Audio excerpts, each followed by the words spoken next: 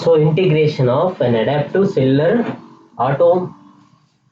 automaton and a cellular neural network of impulsive noise suppression. అంటే ఇక్కడ noise type ఏంటి?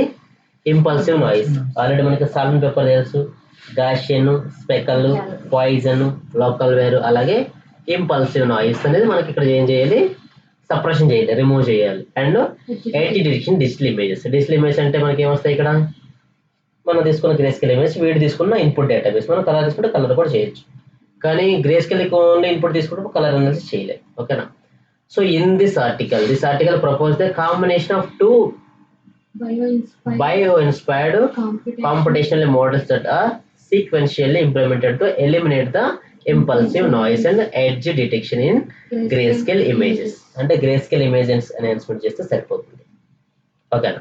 So చేసిన తర్వాత అవుట్పుట్ ఇమేజ్ లో ఏదైతే ప్రాసెస్ ఉందో ఆ ప్రాసెస్ కన్వల్యూషన్ నెట్వర్క్ అప్లై చేసి ఇన్పుట్ ఇమేజ్ రిమూవ్ చేసుకుంటూ వచ్చాడు. రైటా?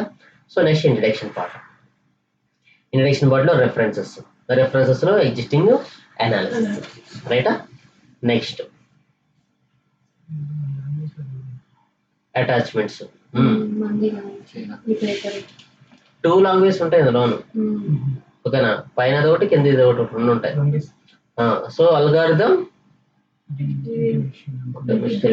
ఇది మొత్తం వాళ్ళదే ఉంది సార్.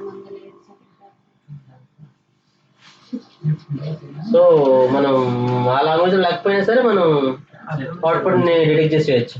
బికాస్ ఆఫ్ రీఇంజనీరింగ్ చేయాలి అంతే. అవుట్పుట్ నుంచి బేసిస్ ఇన్పుట్ ని డిటెక్ట్ చేస్తే సరిపోతుంది. Input image, noise image, output image, noise image.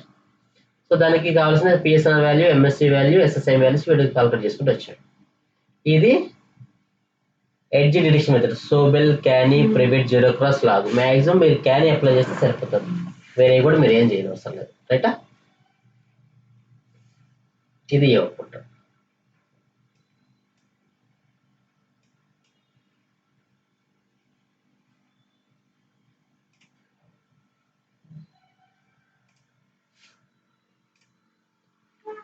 Image enhancement ఎక్కడ ఉందన్నా కదా?